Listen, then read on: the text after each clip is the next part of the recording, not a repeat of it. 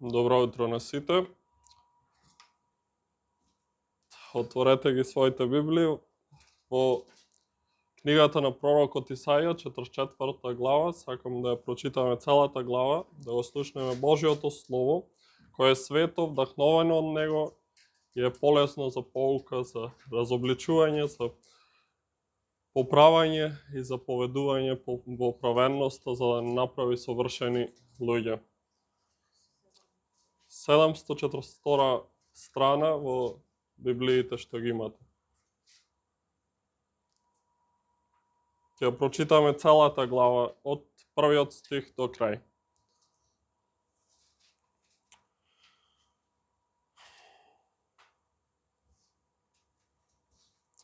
Сега чуј Јакове, мој слуго Израеле, кого го избрав. Вака вели Господ, кој те создаде, кој те створи во утробата и те помаза. Не бој се, Јакове, мој слуго, Ешуруне, Израеле, кого го избрав. Зашто ќе излеам вода врз женна земја и потоци по сувата почва. Ќе го излеам својот дух на твоето семе и својот благослов на твоето поколение. Ќе растат како трева покрај извор, како врби покрај води што течат. Еден ќе рече, јас сум Господов, друг ќе се наречува со Јакововото име. Третиот ќе си напише на раката Господов и ќе се нарече со Израелевото име. Вака зборува Израелевиот цар и неговиот искупител, Господ над воинствата. Јас сум првиот и јас сум последниот. Нема Бог освен мене. Кој е како јас? Нека стане и нека зборува, нека навестува и нека ми изложи. Кој откри од вечноста што се случило? Нека ни навести уште што ќе дојде. Не плашете се, не бојте се. Нели одамна ви го навестив тоа и ви го открив? Вие сте ми сведоци. Има ли Бог освен мене? Има ли стена? Јас за друга не знам. Секој што прави кипови ништожен е, и неговите скапоценности не се полезни за ништо. Нивните сведоци не гледаат ништо и не знаат ништо, да им бидат за срам. Кој прави Бог или екип нема полза од тоа. Ете, сите почитувачи на ликовите ќе бидат засрамени. Нивните изработувачи повеќе од било кога. Нека се соберат сите и нека се појават, одеднаш ќе се исплашат и ќе се засрамат. Ковачот го изработува врз жив јаглен, го вообликува со чекан, го обработува со силна рака. Гладен е и изнемоштен, не пие вода, се исцрпува. Дрводелецот зема мерка, го цртува ликот со писалка, го истружува со длето, го заокружува со пергел и го изделкува по углед на човечкиот лик, како убаво човечко обличе, за да стои во куќата. Си насече за себе си кедри, зеде чемпрес или дап, што ги одгледуваше за себе среде горските дрва, или посади бор што расте од дожд. На човека му се добри за оган, ги зема за да се огрее, ги пали за да испече леп, но нив делка и Бог, и пред кого паѓа ничкум, прави идол и му се клања. И така половина од тоа запалува оган, пече месо на жар, јаде печено и се сити. Се грее и говори, ах, се греам и уживам покрај огнот. Но од она што ќе остане си прави Бог, свој идол. Паѓа пред него ничкум и му се клања и моли, спаси ме зашто ти си мој Бог. Не знаат тие и не разбираат, очите им се заслепени, па не гледаат и срцето, па не сваќаат. Таквиот не размислува, во него нема ни знаење, ни разумност, да си рече, со половината од ова запалив оган, испеков леп на жарта, го испржив месото што го изедов, па зар од останатото ќе направам гад? Зар ќе му се клањам на дел од дрво? Тој ја сака пепелта, измаменото срце го заведува. Не ќе го спаси својот живот и никогаш не ќе рече, не е ли измама ова во мојата десница? Спомни си за тоа, Јакове, и ти, Израеле, зашто си мој слуга. Јас те создадов и слуга си ми, Израеле, не ќе те заборавам. Како магла ги растерав твоите престапи, како облак твоите гревови. Обрати ми се мене, зашто јас те искупив. Воскликнувајте небеса, зашто Господ го направи тоа. Запејте земни длабочини. Одекнувајте со радост планини и вие гори со сите своји дрва. зашто Господ го откупи Јакова, се прослави во Израел. Вака зборува Господ, твојот искупител и твојот творец во утробата. Јас сум Господ, кој сум создал се, кој ги оптегна сам небесата и ја зацврстив земјата без ничија помош. Јас ги осуетувам знаците на вражалецот и маѓесниците ги претворувам во безумници. Ги присилувам мудреците да се повлечат и нивната мудрост ја претворувам во безумие. Но го потврдувам словото на својот слуга, го исполнувам наумот на своите гласници. Јас му зборувам на Ерусалим, насели се и на јудејските градови, изградете се. Јас ги издигам од урнатините. Јас му велам на морето, пресуши. Ти ги пресушувам реките. Јас му велам на Кира, пастиру мој, и тој ќе ги исполни сите мои желби, велејќи му на Ерусалим, изгради се и на храмот, положи си ги основите. Амин. Но денеска со Божја волја, иако го читавме овој текст, ќе ги насочиме пак нашите мисли кон Излез 20 глава од 4 до 6 стих, каде што се наоѓа втората Божја заповед. Тоа е во 89-та страна од нашите Библии. Ќе го прочитаме и тој текст сега. Да ја слушнеме втората Божја заповед. Не ќе си правиш врезан лик, ниту некаква слика на она што е горе во небото или долу на земјата, или во водата под земја. Не ќе им се поклонуваш, ниту ќе им служиш, зашто јас, Господ, твојот Бог, сум ревнив Бог. Ја посетувам неправдата на татковците, на оние кои ме мразат, на децата до 3-то и 4-то поколение, а покажувам милости на илјадници кои ме љубат и ги пазат моите заповеди. Амин.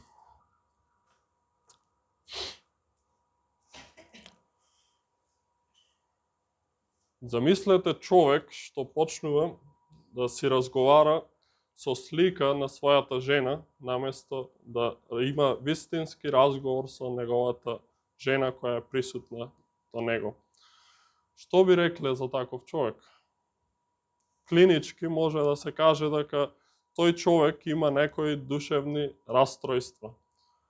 А што ако тој човек дури ви рече дека таа слика со која што почнал да разговара му е помош за да му се подобри односот со неговата жена, која што е жива и е присутна покрај него.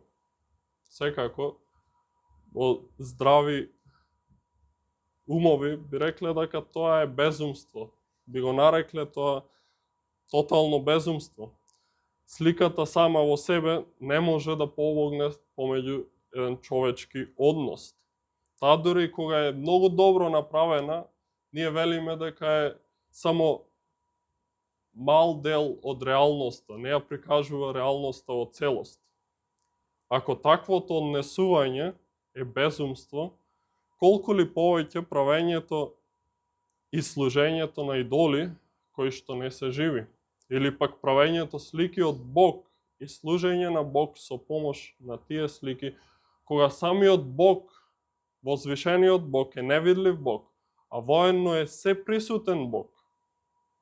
И како што прочитавме во главата на Исаија, Бог се исмева на идолопоклониците во нивната безумност. Навистина, тие се безумни кога го прават тоа.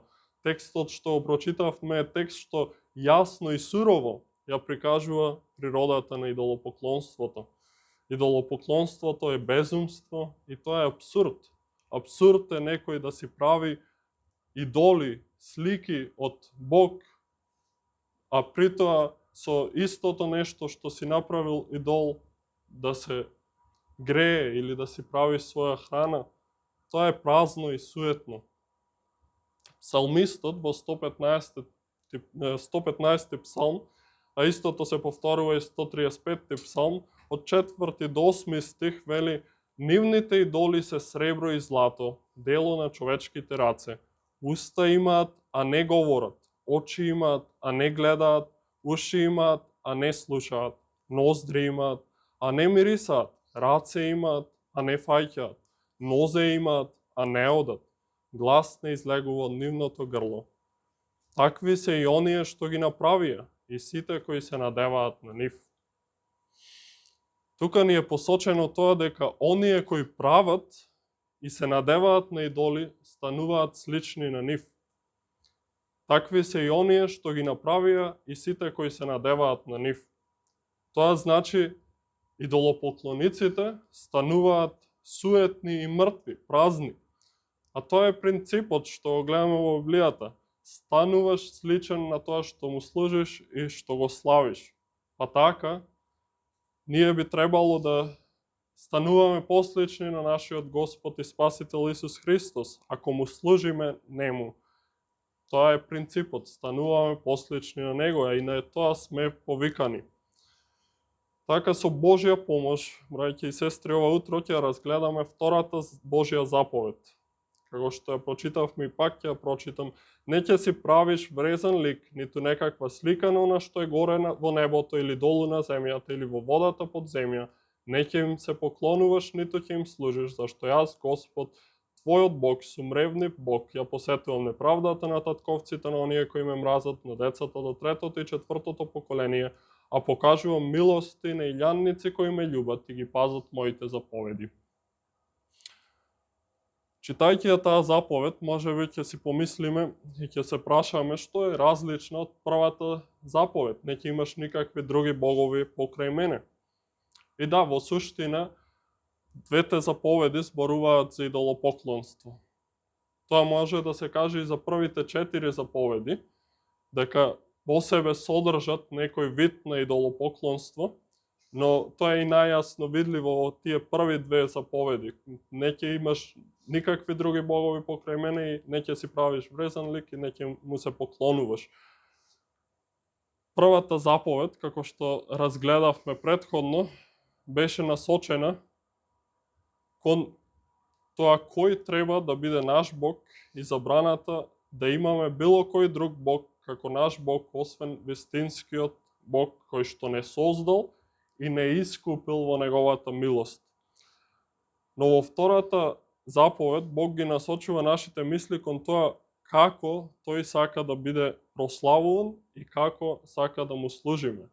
И поедноставно можеме да кажеме дека првата заповед се однесува на тоа кој треба да го славиме, а втората заповед на тоа како треба да го славиме оној што треба да го славиме.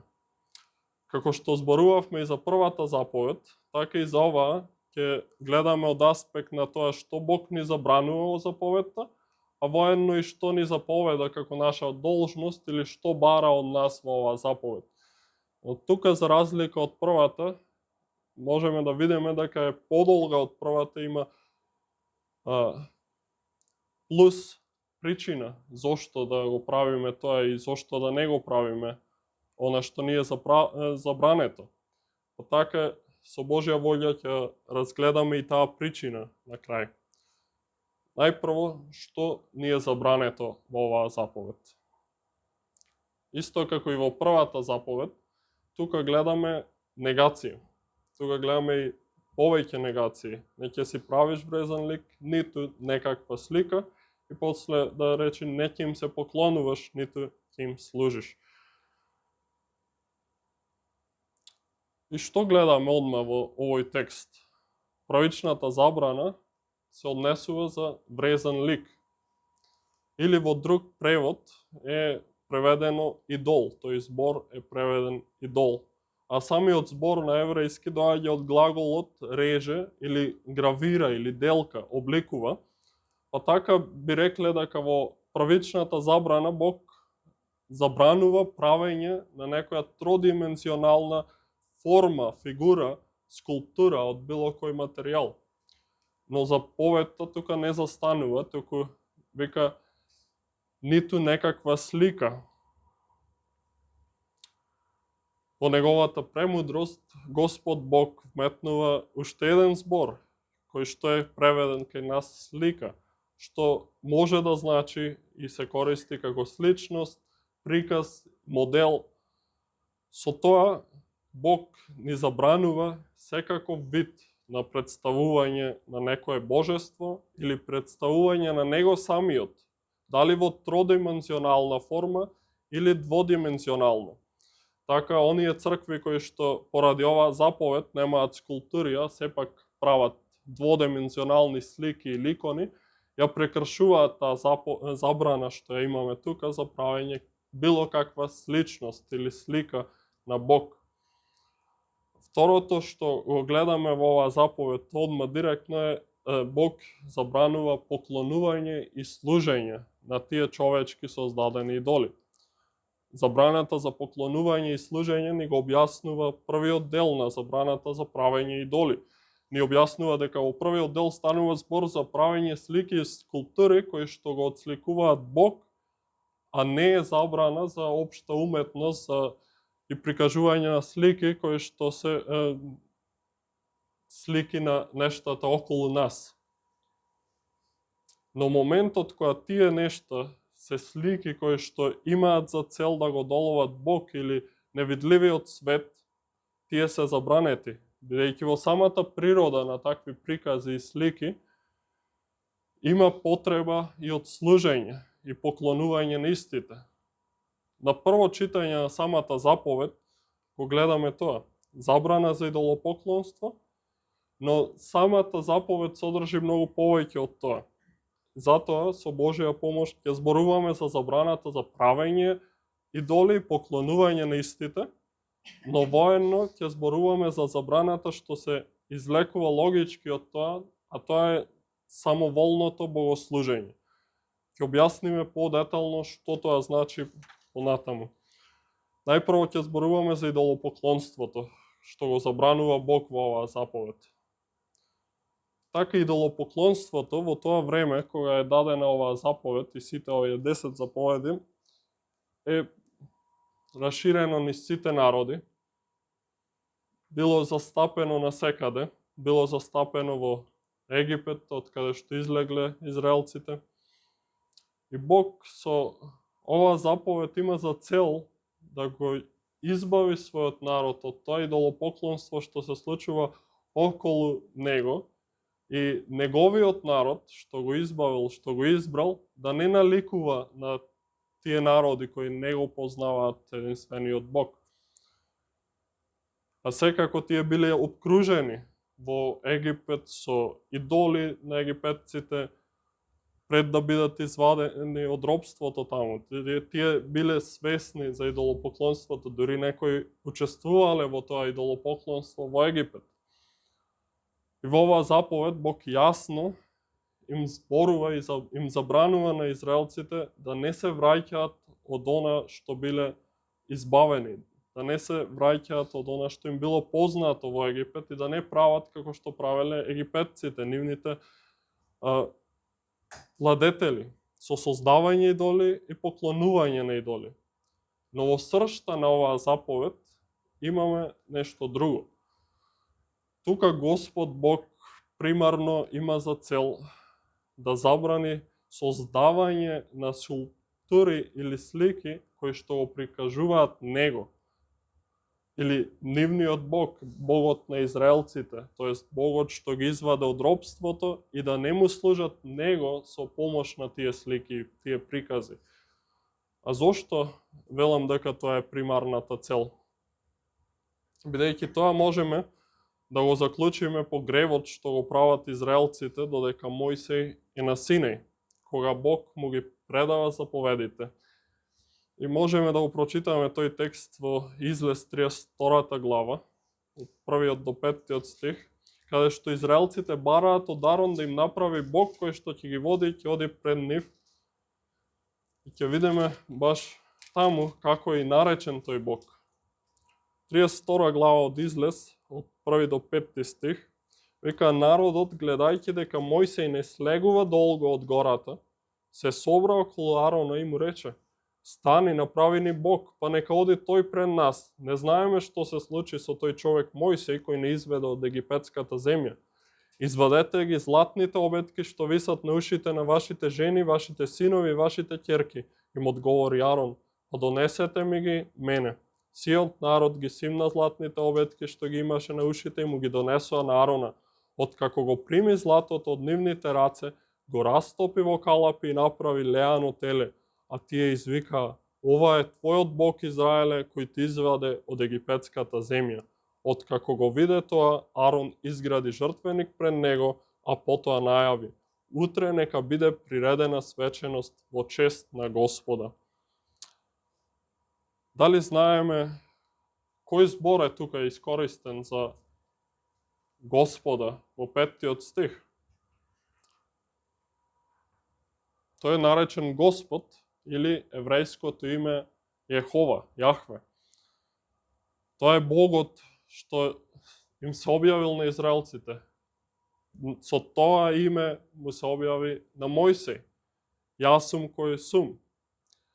Израелците заедно со Арон не мислеле дека прават друг Бог, дека тоа златно теле е друг Бог, туку дека го прикажуваат Господ Бог, кој што ги изведе од египетската земја, од куќата на робството.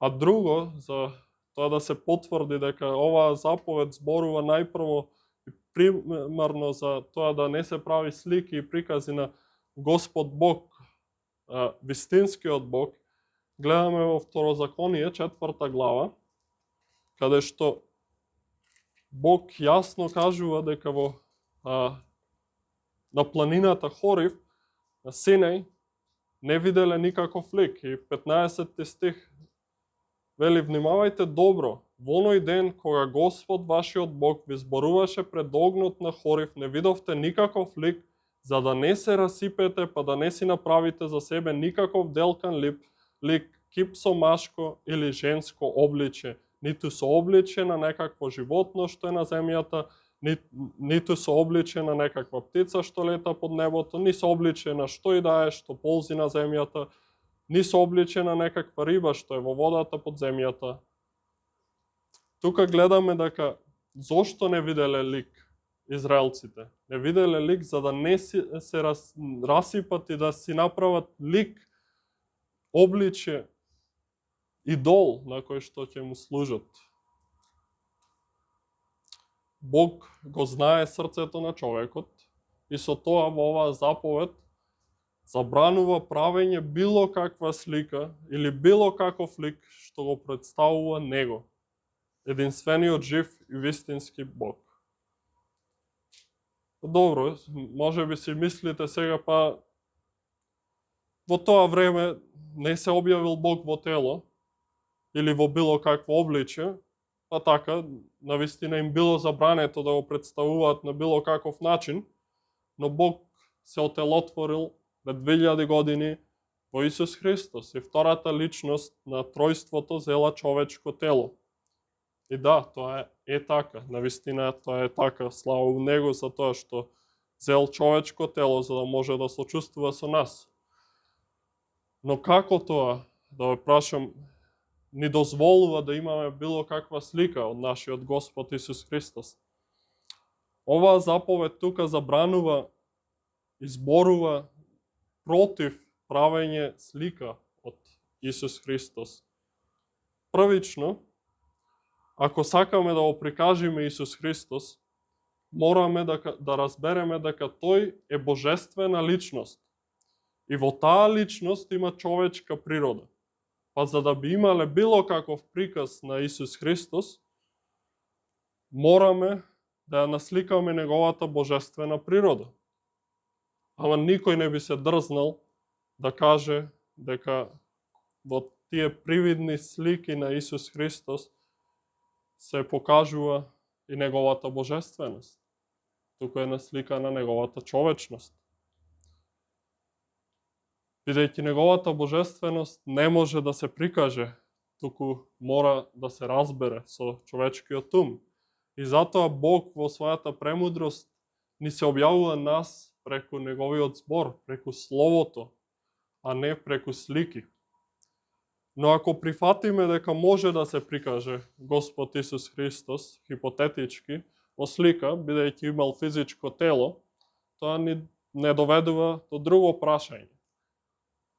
И е добро да си го поставиме сите ние тоа прашање. Дали нешто што има за цел да го долови Господ, треба во нас да вроди мисли на обожавање? Дали нешто што има за цел да го долови Господ, треба во нас да вроди мисли на обожавање. Ако таа слика на Господ Исус Христос го направи тоа, тоаш ние јасно грешиме против оваа заповед, бидејќи оваа заповед вели не ќе им се поклонуваш, ниту ќе им служиш.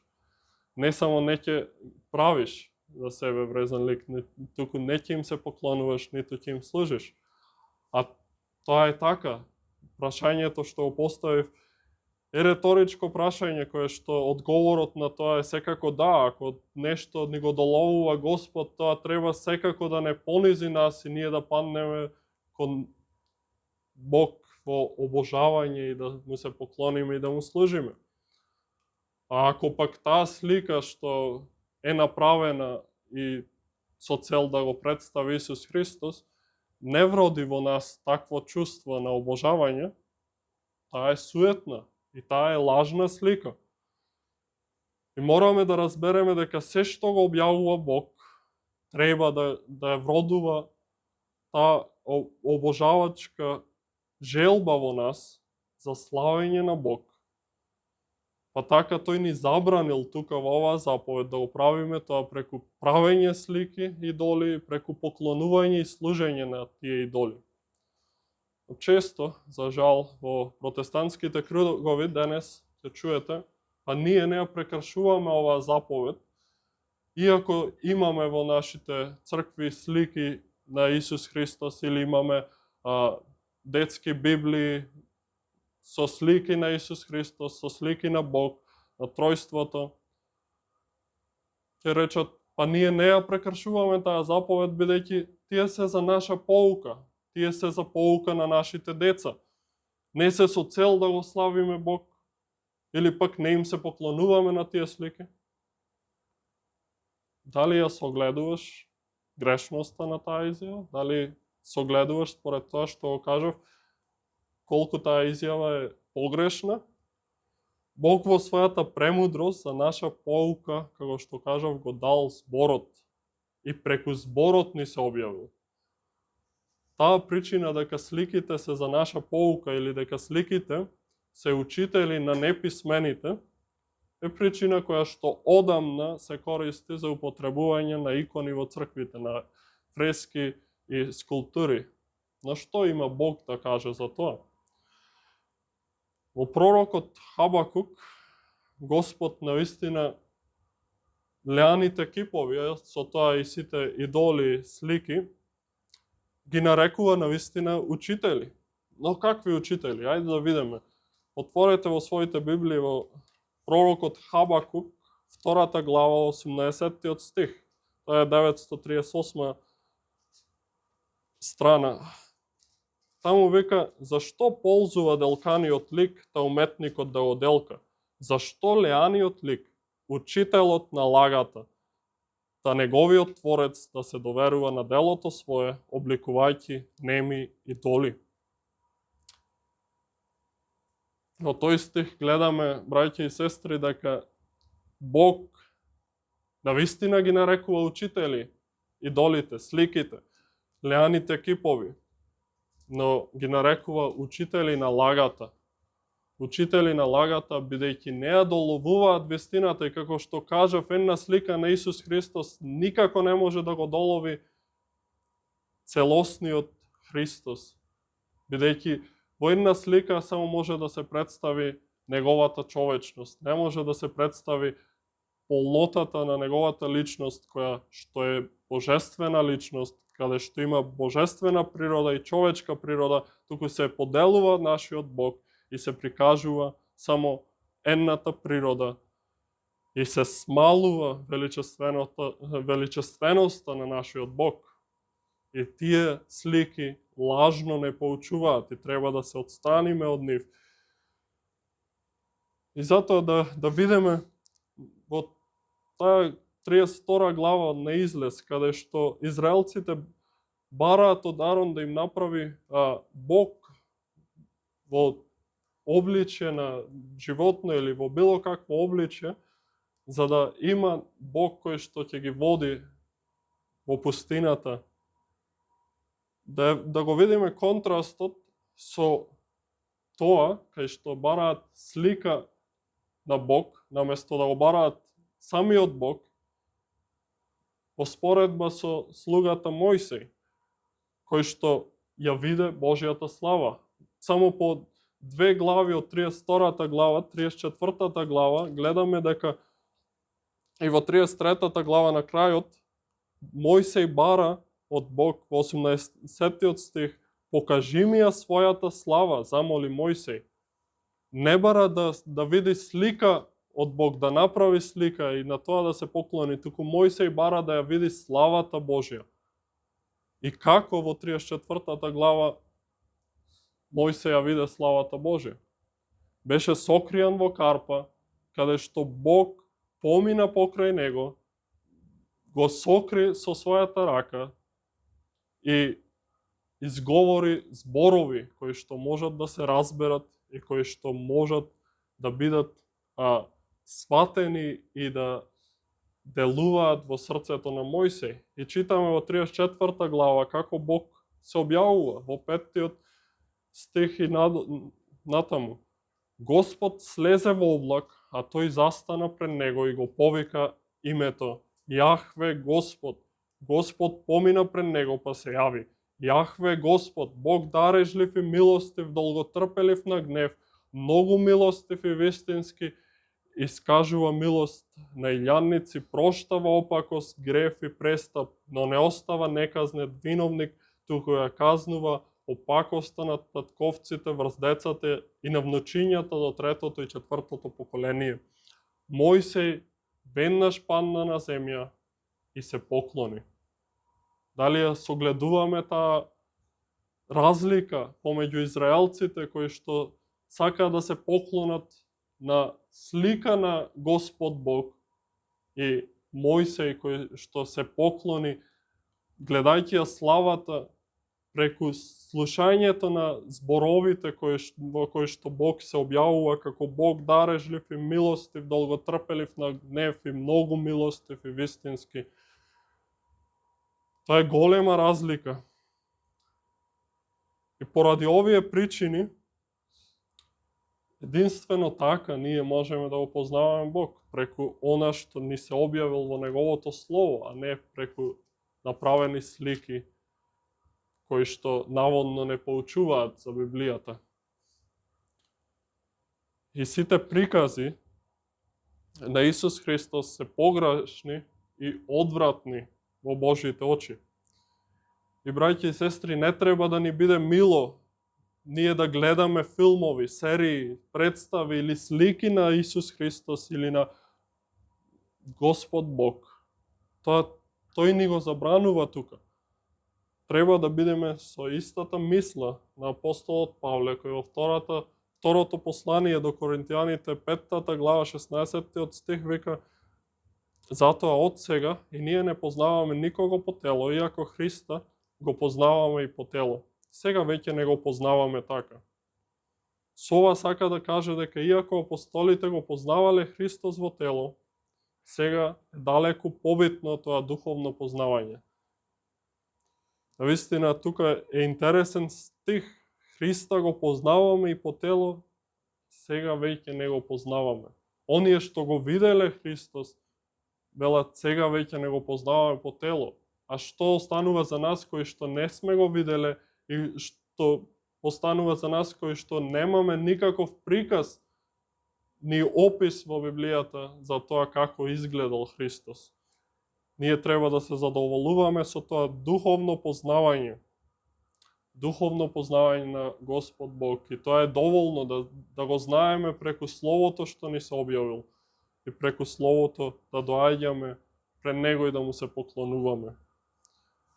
Така како денес се наоѓаш во таква ситуација и употребуваш слики кои што го представуваат Бог, Господ ти објавува денес дека тоа е греф и одвратно во Неговите очи. Денес барај го Бог со покајничко срце и отстрани се од тоа идолопоклонство. Правењето, но не само правењето, туку и поседувањето на некоја слика што друг ја направил, користењето, служењето на такви слики од Бог идолопоклонство и омразено од него. Второто нешто што ни е забрането во оваа заповед, кој исто така е идолопоклонство, но од друг тип, е самоволното богослужење, како што кажав. Самоволно богослужење. И што е тоа? Тоа е служење на Бог со уредби што тој не ни ги заповедал. Кога мислиме дека имаме нешто што изгледа побожно и сакаме да го принесеме во служба на Бог, а немаме заповед од Господ, тоа е само самоволно богослужење и е забрането под оваа заповед. Но како доаѓаме до тој заклучок од оваа втора заповед? Во тоа што Господ забранил да се прават врезани ликови или слики, покажува на тоа дека мора да постои начин кој што е одреден од него за да биде прославуван, да биде пристапуван кон него. Па ако забранил едно нешто, тоаш мора да се прашаме себе си како треба да му служиме на Бог, ако не смееме со слики доли. И со тоа доаѓаме дека мора Бог да ни дал уредби и прописи како сака да му се пристапува него и како сака да му служиме.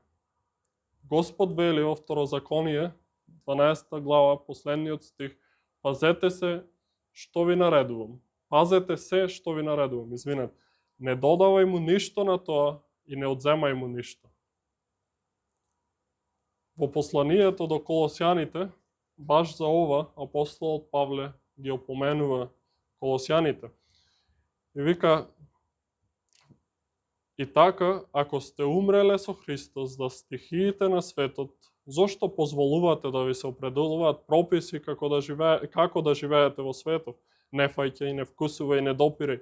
Се ова што пропаѓа со потреба според човечките прописи, човечките заповеди и учења, се ова изгледа мудро, што се состои во самоволна побожност и понизност и во непоштедна строгост кон телото, а не во нешто честно, туку само заради задоволување на телото. Тоа е во 2 глава од 20 до 23 стих.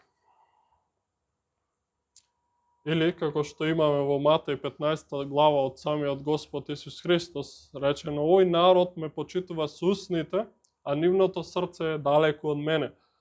Но напразно ми се поклонуваат, учејќи науки што се човечки заповеди. Со тоа доаѓаме до прашањето, а што ни е тогаш заповедано од Бог да правиме во неговото служење, во богослужењето? Пред да одговориме на тоа што треба да правиме во богослужење, ќе разгледаме втората точка, што ни е заповедано или што се бара од нас, од Бог во оваа втора заповед. Што ни е заповедано или што се бара од нас? Иако забраната беше идолопоклонство и самоволно богослужење, кои што двете се идолопоклонство, тогаш спротивното е она што Бог го бара од нас. А тоа е да ги почитуваме и пазиме целосно неговите заповедани уредби што ги наоѓаме во Словото. Тоа подразбира да не си додаваме нешто што може би за нас изгледа правилно или ни се допаѓа, туку да ги почитуваме оние работи што Бог нас не ги оставил, подпирајќи се на неговата премудрост да определи што е правилниот начин со кој што сака да биде прославен. Како што прочитавме во Второзаконие 12:32, пазете се што ви наредувам, не додавај му ништо на тоа и не одземај му ништо. Бог бара поклоници кои што ќе му се поклонуваат во дух и вистина. Тоа го слушавме проповедано во Јован 4 глава, 23-24 стих. И преку тие два збора, дух и вистина, ќе одговориме на тоа што се бара од нас во оваа заповед. Најпрво, Господ Бог во оваа заповед бара служење во вистина. Служење на Бог во вистина. Тоа може да се рече дека е надворешното исправно служење. На Бог не му се мили човечките заповеди кои што се провлекуваат низ црквите. Мораме да му пристапуваме на Бог според неговите правила, не според наши замисли како тоа е угодно на Бог. Тој во својата милост ни укажал на начинот на кој што сака да биде прославуван и бара тоа да го пазиме и почитуваме. Па така можеме да зборуваме од оваа заповед за регулирано богослужење. И навистина, браќа и сестри, сите цркви имаат некоја регулација над своите богослужби. Бидејќи ако нема, тогаш ќе биде општ хаос. И во некој и тоа е регулацијата, да биде општ хаос. Но мораме секогаш, кога доаѓаме до тоа регулирано богослужење, како ја регулираме богослужбата, да се прашуваме дали тоа е регулација од Бог или е човечка регулација на богослужбата. И историски, ако погледнеме на протестантската реформација, една од поглавните работи што сакале да ја реформираат во Римската црква било богослужењето, како му се пристапува на Бог.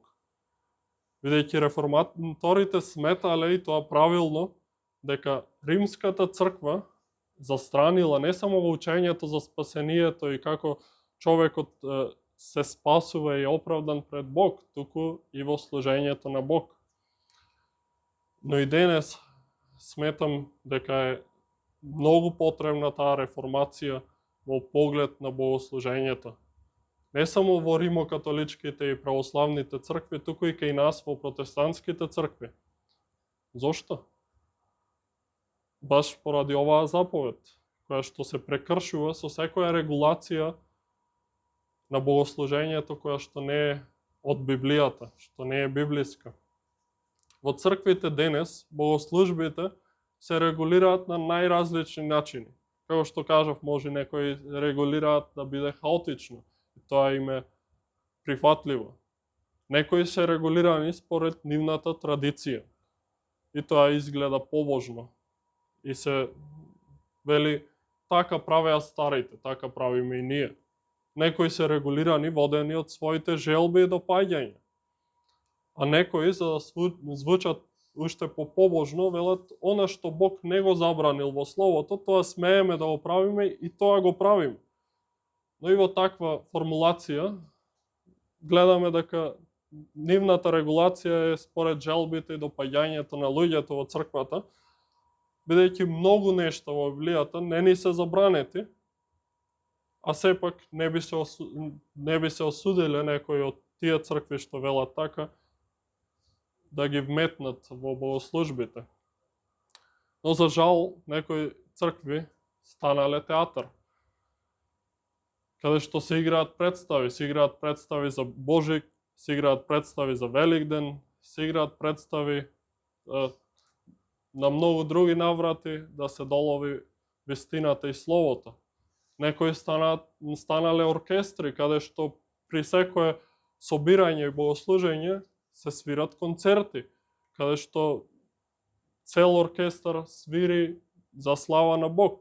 Некои постанале место каде што можеш убаво да си поминеш, да се подружиш и да слушнеш некоја убава мотивацијска порака која што не допира во срцето на луѓето, во срцето на луѓето и него обелоденува гревот во нив, не зборува за потребата од покаяние и вера во Исус Христос.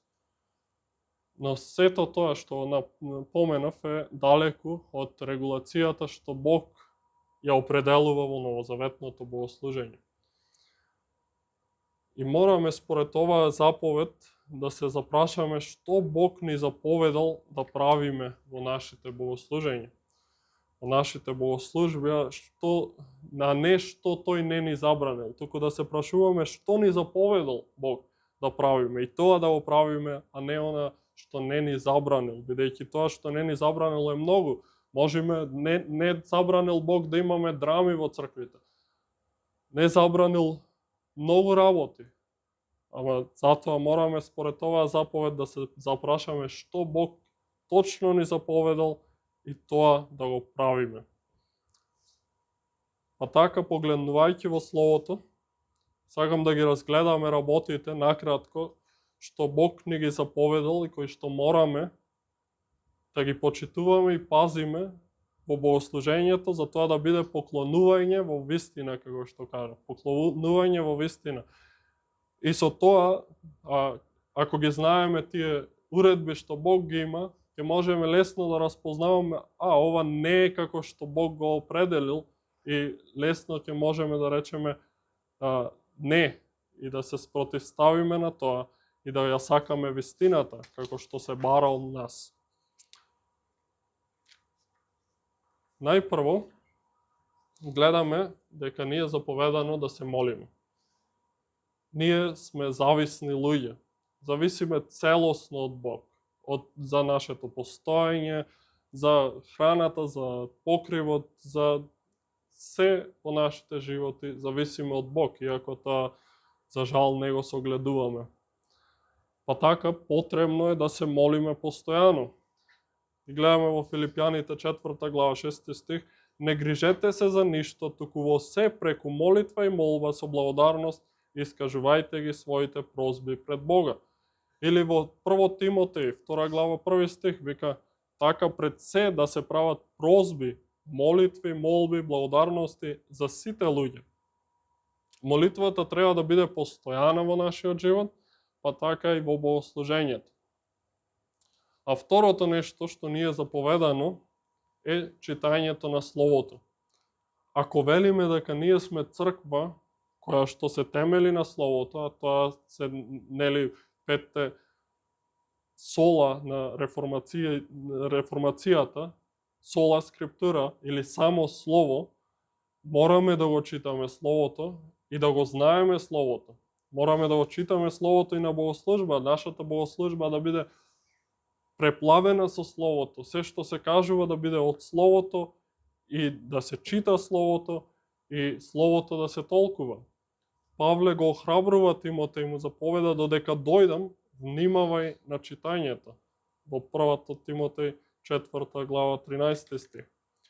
Гледаме пример исто така во Господ Исус Христос. Како во синагогата најпрво го прочита Словото, па почна да им зборува или да им проповеда. Тоа го гледаме во Лука 4 глава, каде што ни се кажува дека дојде во Назарет, каде што беше пораснал, влезе во саботен ден во синагогата според својот обичај и стана да чита. Му го подадоа книжниот свиток на пророкот Исаија и го одвит ке го најде местото каде што беше напишано.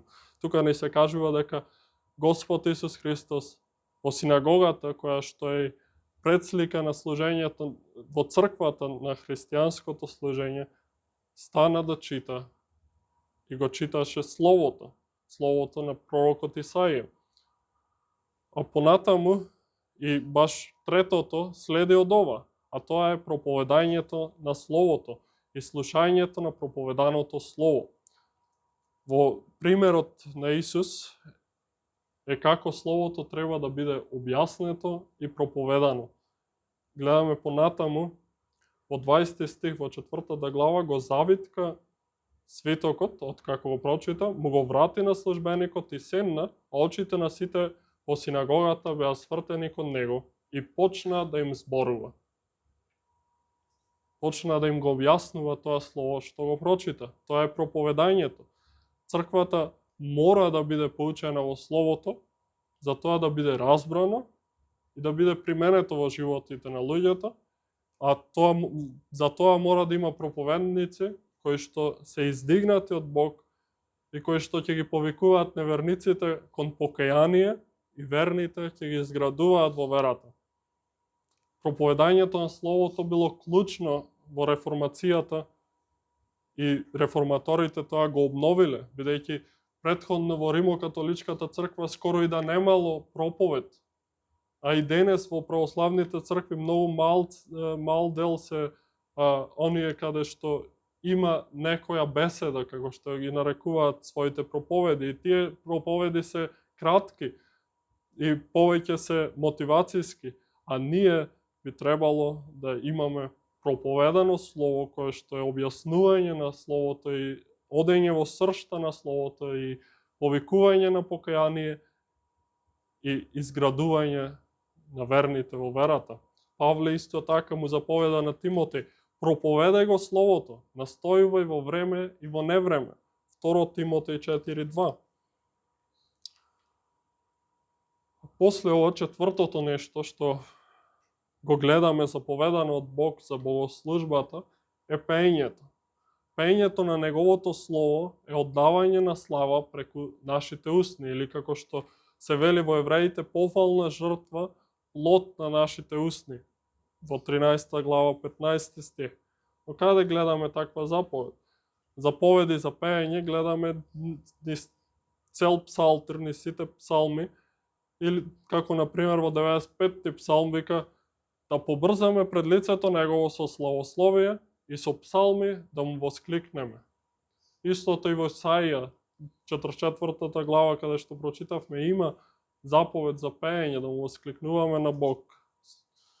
Од Новиот Завет, Павле и во Колосјаните и во Ефесјаните ни заповеда да му пееме на Бог псалми, химни и духовни песни.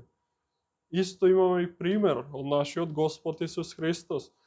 После Пасхата, после Неговата последна вечера, во Матеј ни се пишува во 26 глава, 30 стих, дека тој и неговите ученици испеале благодарствена песна, а сите теолози низ историјата се согласни за тоа дека тоа се псалмите кои се пееле во тоа време од 113 до 118 одењето кон Ерусалим за времето на Пасхата.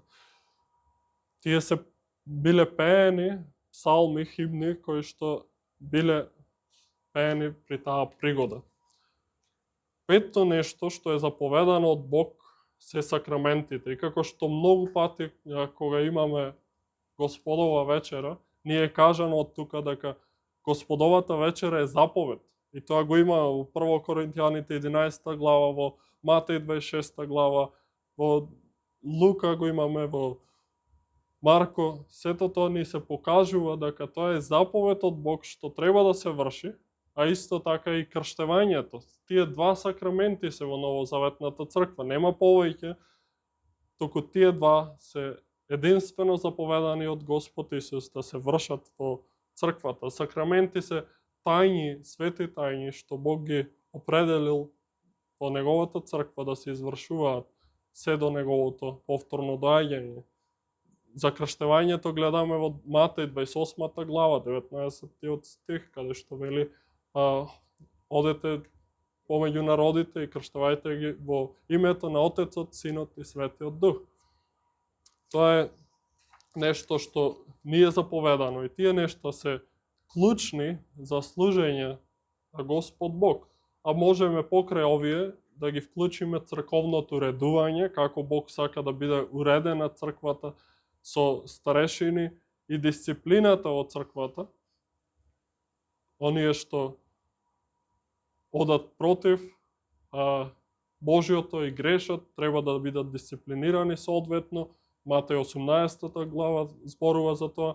Постот исто така е нешто што е заповедано од Бог во богослужењето и црквата има власт да определи ден за пост, каде што луѓето ќе постат за некоја работа. И тој пост не е како што го знаеме тука помеѓу народот одделување од одвојување храна, туку пост без никаква храна, нејадење на храна и посветување на молитва и на служба на Бог за работи што ни се случуваат во нашите животи или за некои работи што бараме помош и водство од Бог.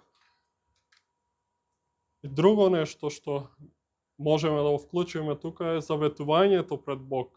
Тука тој завет може да се гледа како завет помеѓу маж и жена, што се прави јавно, исто завет на старешини, кои што се определуваат старешини и тие се заветуваат пред Бог дека ќе служат на народот според вистината која што е објавена во Словото. Тие се нештата што Бог ги бара од нас кога му пристапуваме и ништо надвор од тоа. тие се нештата што ни се заповедани. И можеби, слушајќи го ова, можеби ќе речете, па тоа е доста едноставно. Едноставни работи Бог бара од нас. И да, тоа е навистина така. Новозаветното служење е едноставно служење. За разлика од старозаветното служење, каде што имало жртви, приноси, имало секакви ритуали, Бог сега тоа го оттргна после доаѓањето на Исус Христос, после неговата смрт и неговото воскресение и со неговото вознесение, тој го оттргна тоа ритуално служење, обредно служење и воведе едноставно служење на Бог, бидејќи нашата богослужба не е тука на овој простор и затоа ние не сме лимитирани да имаме некој храм, некоја зграда и тоа место да нарекуваме свето место, туку Бог е сеприсутен и ние преку овие елементи што ви кажавме можеме да му пристапуваме тука, можеме да му пристапуваме во природа, собрани како едно тело, во едноставноста да го прославуваме Бог, бидејќи нашата богослужба е духовна богослужба. Преку вера, таа не носи пред светилиштето на небесата, пред неговиот трон. Не се наоѓаме тука со духот, туку нашите души треба да бидат пред Бог. И така, со вера да му пристапуваме и да му се поклонуваме духовно. И со тоа доаѓаме до второто нешто што го видовме во Јован 4 глава. Бог бара, сака поклоници кои што ќе му се поклонуваат во дух и вистина. И тоа поклонување на Бог во дух. И како што видовме, Бог навистина има уредби кои што сака да бидат во неговото богослужење, но тој не е задоволен само со тоа надворешно служење. И лесно е навистина да пазиме некоја форма. Па и како што кажавме, навистина нашето богослужење е едноставно. И тоа е лесно за пазење надворешно. Но тоа е само форма, формализам. Но правилното славење на Бог во нашата внатрешност е она што исто така се бара од нас. Секако што кажав, Бог бара правилна форма. Не му е мило поведување на човечки заповеди и замисли, но мора да има во нас правилна форма на нашето срце. Мора срцето да ни биде во чекор со нашите зборови, со нашата слава од нашите зборови што излегува. И зарем не е тоа што Исус Христос го осудува кај фарисеите, дека нивното срце е далеку од Него. И можете да прочитате повеќе во книгата на пророкот Исаија, доста се зборува за тоа како срцето е далеку од Него. Но таму во првата глава и стои дека Бог дури ги замразил тие нешта што тој ги заповедал. Тој ги замразил, вика, приносите нивни, жртвите нивни, празнувањата на празниците што тој ги определил, а дури вели молитвите нивни не ги слуша. Тоа е сето правилна форма што Бог ја определил во Стариот Завет. И зошто е тоа така? Зошто Бог да ги замрази тие нешта? И се кажува бидејќи нивното срце закоравело и наместо да вршат правда и милост, тие извршувале беззаконие без да се каат за тоа. И да погледнеме во самата заповед, при тоа што гледаме во 5-тиот стих, дека имаме термини на мразење и на љубење во 6-тиот стих. За првите кои што не ја пазат ова заповед, вели кои ме мразат, а за другите кои ги пазат неговите заповеди, вели кои ме љубат. Гледаме дека во поттикот што Бог го дава, користи такви термини што означуваат духовно служење, не само надворешно, туку љубовта не е видлива, не е надворешна форма. омразата не е надворешна форма. Може да се одрази надворешно, но тоа е правично внатрешно. И тука гледаме дека самата заповед не се однесува самата заповед само на некоја надворешна форма, туку се однесува и на срцевната форма, како е нашето срце, дали го љубиме Бог или дали го мразиме. Мора да биде пропратено нашето служење со љубов за нештата што се Божи и праведна омраза за нештата што не му се угодни на Бог. Затоа запрашај се и денес дали во твоето срце му служиш на Бог, дали со твоето срце со љубов кон Бог му пристапуваш, дали денес тука си дојден со радост да му се поклониш на Бог и да бидеш во заедништво со Него, или од рутина и чиста форма, од формалност некоја поради тоа така се прави, одам во недела во црква. Тоа Бог не го сака. Бог сака такви поклоници кои што му се поклонуваат во дух и вистина. И каде е твоето срце сега? Така доаѓаме до крајот на оваа заповед, каде што Бог изјавил и причина зошто да се пази и поттик за спроведување на таа заповед. И вика, зашто јас, Господ, твојот Бог, сум ревнив Бог, ја посетувам неправдата на татковците, на оние кои ме мразат, на децата до 3-то и 4-то поколение, а покажувам милости на илјадници, кои ме љубат и пазат моите заповеди.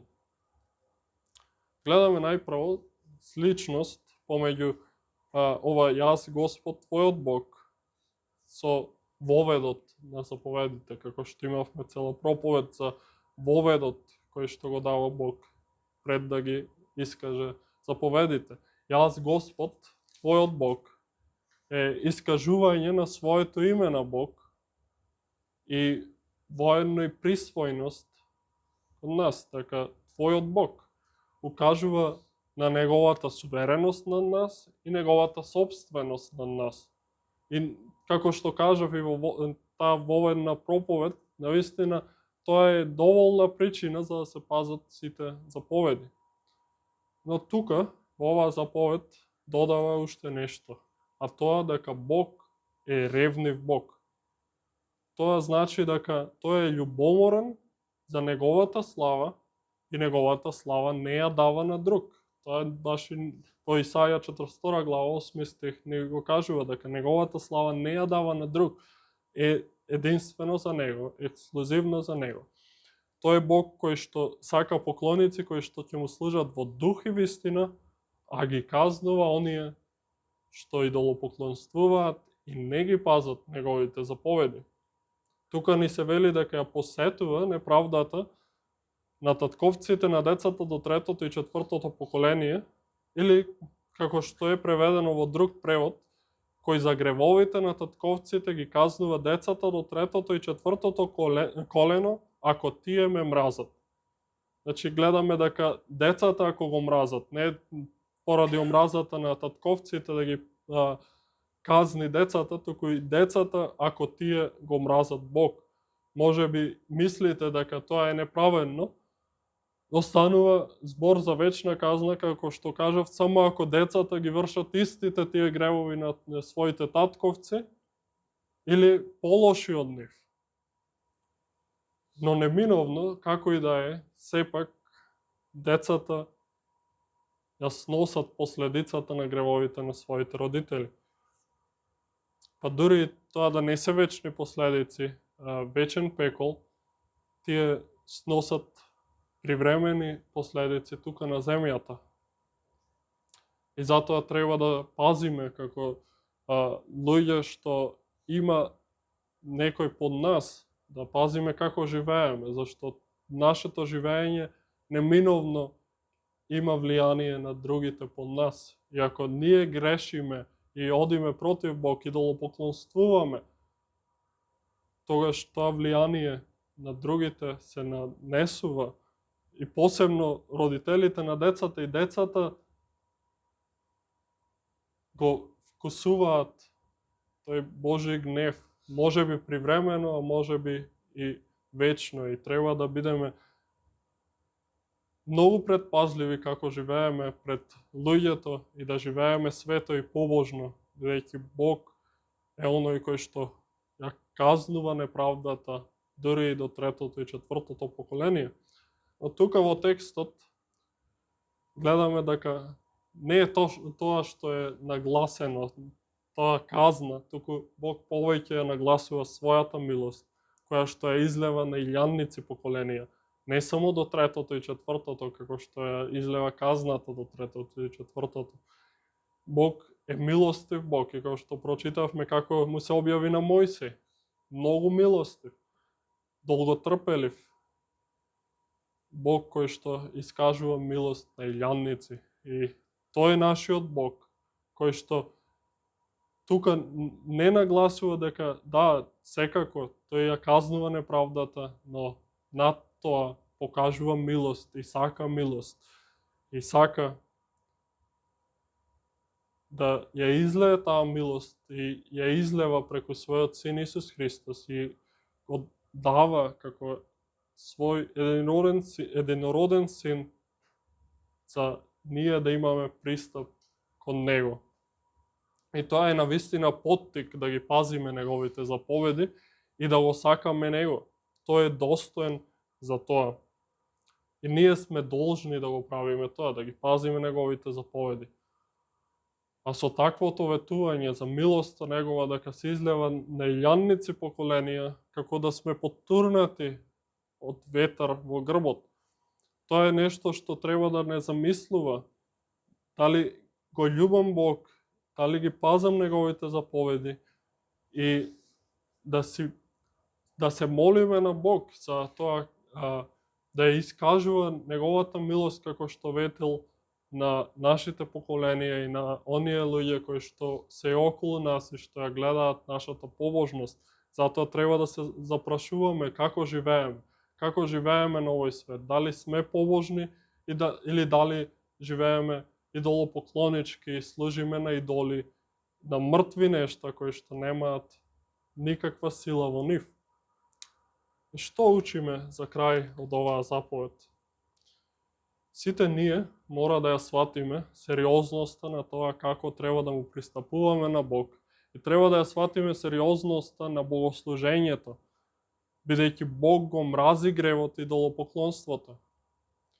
Имаме пример понатаму како во Левитска книга во 10 глава како Бог го казнува недоброто пристапување кон Него. Она што не го заповедал, она што не му е угодно, го казнува во Надав и Авиуд, синовите на Арон, ги убива на место поради што принесле чуден оган пред Него, туѓ оган. Тоа треба да не заплашува и нас, бидејќи истиот Бог е тој во Стариот Завет и во Новиот, во Евреите ни кажува Бог, нашиот Бог е оган што проголтува и е така. Не треба да си мислиме тука лесно да си дојдеме и да се смееме и после да застанеме да го славиме Бог. Не треба со сериозност да пристапуваме пред Него. Треба да ги смируваме нашите срца пред време, а не да се шалиме за секакви земни работи и после да му пристапуваме на Бог со нашите срца далеко од Него. Туку треба нашите срца да бидат смирени, понизни пред Него, свесни дека ние сега пристапуваме пред тронот на Севишниот Бог, кој има моќта да не уништи сите нас во еден миг, со еден збор. И затоа мораме да ја сватиме таа сериозност на како му пристапуваме, како Бог сака да му пристапуваме и да го мразиме гревот и идолопоклонството. И како што кажавме на почеток, навистина идолопоклонството е безумност, тоа е апсурд, тоа вреди да се исмејува, бидејќи идолопоклонствувањето е ништожно, нема сила во себе, а не одделува од Бог. И Бог го мрази тоа идолопоклонство и тоа го казнува дури и во нашите потомци. И тоа навистина треба и сега да те засегни, да бараш покаяние, да бараш прошка за сето идолопоклонство во твојот живот и со страф од Бог да пристапиш пред Него, бидејќи тој е ревнив Бог и оган што проголтува. Наистина страшно е да се падне во неговите раце, без да се има посредник. Но фала му на Бог, во неговата милост, тој го даде својот неискажлив дар за нас. Неискажлив дар за светот, да секој што ќе поверува во неговиот помазаник Исус Христос, кој што ќе погледне во него и ќе се надева на него, ќе биде спасен од своето идолопоклонство. Дали го веруваш тоа, дека Бог е моќен и има волја да делува и да те спаси од твоето идолопоклонство, само ако веруваш во него. И затоа, со вера во Христос, ако сме престапиле во оваа заповед, а навистина сите ние сме виновни за секоја заповед, секое прекршување на секоја заповед, понизно да бараме водство со обновени сили, да ја пазиме и да ја сакаме оваа заповед, да го сакаме богослужењето што тој го одредил и да ги мразиме навистина со праведна омраза сите извртување на неговите уредби, да не ни биде мило кога размислуваме за како му се служи во православните цркви, во римокатоличките цркви, во некои протестантски цркви, како што кажав, туку да го мразиме тоа и да сакаме чистотата да се обновува во црквата и да се пристапува на Бог со чисто срце. А тој, Бог не уверува во тоа дека тој е Бог на милост, кој што покажува милост на илјадници кои што го љубат и ги пазат неговите заповеди. Нека Бог ни биде милостив. Амин. Да се помолиме.